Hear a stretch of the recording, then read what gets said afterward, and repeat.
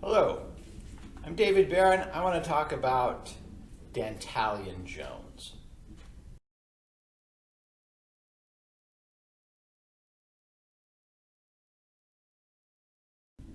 As some of you know, Dantalion Jones is a pen name that I write under. You probably also know that for some people it is actually an alter ego. It's a part of me that I created as a necessity.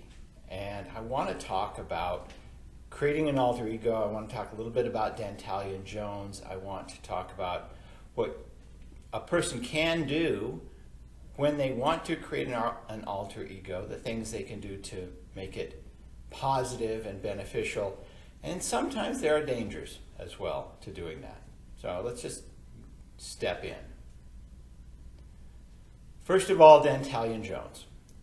Dantalion Jones came about when I was in a very unhealthy relationship, and I found myself incredibly restrained with how I could express myself. And I wanted to write about hypnosis, I wanted to write about neurolinguistic programming and influence and persuasion, and I wanted to write about it even in the most darkest terms. And I couldn't do that myself, so I created Dantalion Jones. Now, creating an alter ego, there are some things you should consider. First of all, if you're thinking of creating an alter ego, think of all of the strengths, the qualities of character that you would admire and want in this alter ego. These are obviously things you would want in yourself. So if you find yourself shy, soft-spoken, and you want a greater sense of confidence, start thinking about who that other person could be and how you would imagine them. This is a good point where we talk about the book and the movie Fight Club.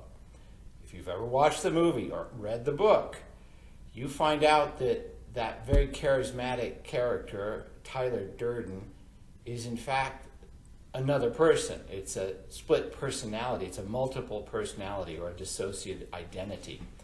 They are two people sharing one body. That is not an alter ego. An alter ego you create, you control, you engineer and fine-tune so that you can start taking on these qualities into your own life. So for example, if you find yourself challenged to public speak or introduce yourself to people or talk to someone you find attractive, imagine an alter ego. Imagine someone who has all of those qualities that you could pretend to be for a moment, and give it thought. What would this alter ego value? What would his reactions be to certain situations? Practice them, just like a method actor would practice them. Now, the goal is not to have these two alter egos battling each other. The goal is to use this alter ego to develop skills and bring it into your own life. You've noticed over the last several years now is that there is not a lot of Dantalion Jones around anymore because he was really, really useful and just not as necessary. I'm in a much more supportive environment where I can talk about the things that I want to talk about. So Dantalion Jones, while he does occasionally come up in my writings and on some of the more manipulative qualities, you may see his name penned there in the article. It's mostly me writing it, and I want to make that very clear. The very best thing that you can do in creating an alter ego is give it a lot of thought. Think of the qualities this alter ego would have. Think of the values they hold. Think of how this person would respond differently in situations where you don't respond very well. What you can do, and what some people have done, is they step into this character. They put it on, and they become this person. It's a very important exercise. You sort of know that you're acting, but you're not being yourself because you don't have to be yourself. You're this other person. And from that, you can start learning these skills that you're envisioning. And ultimately what you'll find is that these two characters, this alter ego you've created and yourself, they start to merge. They start to become one. They start to unify, which is ultimately what you want. As you're working to engineer your own alter ego, consider how much you're going to have to find out about yourself. You need to know where you're going, how you're going to end up, but you also need to understand where you're at. A good way to do that is to consider the big 5 personality traits. You can remember these 5 personality traits with an acronym OCEAN, O-C-E-A-N. Now, O stands for openness to experience. On the spectrum, you can be very reserved and shy or wide open to new experience. C stands for conscientiousness, your willingness to take on immediate actions to get things. E is extroversion. How much do you like to get out there and interact with people? Or do you find that you have to sort of protect and save your energy by being introverted? A is agreeableness. Friendly and compassionate versus challenging and callous is another way of thinking about it. And the last, N, is neuroticism. You can think of that as a spectrum as well. Neuroticism is going to be experienced by anxiety under a wide range of conditions or lots of triggers and fears and hesitations and habits. So measure yourself by those 5 personality traits. And then consider the qualities of your alter ego. How is this alter ego different? And once you begin to understand that, you get a better picture of this personality you're creating to help you. Now, what's going to happen once you get clear on this alter ego, and you perhaps give it a name like Dantalion Jones, or make it your own, is that you're going to have to go out and try it on. Now, interesting things can happen because you'll find out you have a wider range of responses when you're in this alter ego. But you should also be aware this alter ego can do things that you may not normally do and may do things that you would end up regretting. So there can always be consequences. And a very rare consequence, but one you should be aware of, is if this alter ego just completely takes over. And I'm speaking in terms of Jekyll and Hyde, as well as the Fight Club character that just completely absorbs you. It's not likely to happen, but be aware of it, because there can be times if you go out and you try things as this alter ego, you come back home and you have to deal with the consequences of it. So be aware of that.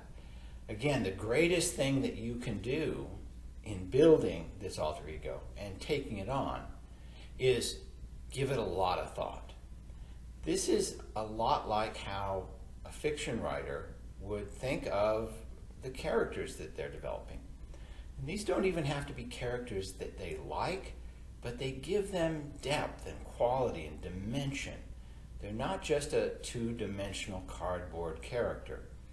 For example, you may want to be more confident with people you find attractive, but if you simply create a character who's like egomaniacal and charming, there's not depth to it. Think about the other motivations this character would have and how they would deal under stressful situations. That's going to build a lot of strength within this character you're building, and in turn, you'll build it within yourself. A good question that you can ask yourself is, what would the very best response be in the very worst situation? Think about how you would deal with that. Your very best response in the very most tragic and traumatic situation. And ask yourself of this alter ego you're creating, what would their most resourceful and positive response be in the most tragic and traumatic situation? You're going to learn a lot. You're going to set the bar rather high for yourself, but you'll have something you can practice with and move toward. Okay, so I do hope this has been interesting. I hope this has been stimulating and thought-provoking. I'd love to know your thoughts. If you've created an alter ego, I gave mine an actual name. which is, I think, sort of weird and interesting. But of course, he was going to be the author of a lot of books, so it was very useful. But if you've given your alter ego a name, what's its name? What's this alter ego's qualities? What are their strengths? And I'd love to hear about it, so please share. If you have any comments or questions, you can share them below, or you can share them in the Advanced Hypnosis Skills Facebook group, which I moderate. I'd love to hear your insights and your interactions. Please take care. Hey, congratulations, you made it all the way to the end of this video. I want to thank you for doing that. I want to do a little pitch here. First of all, if you want to ever put on the persona of a hypnotist, one of the great things you can do is get a hypnotist shirt. It has hypnotist on the back. It has right in front of the breast pocket, hypnotist. Everyone's going to know what you do when you wear this. It's a great way to go out in public and talk about hypnosis. Also want to mention I've gotten a few requests for people who want to do coaching with me. It is something I occasionally do.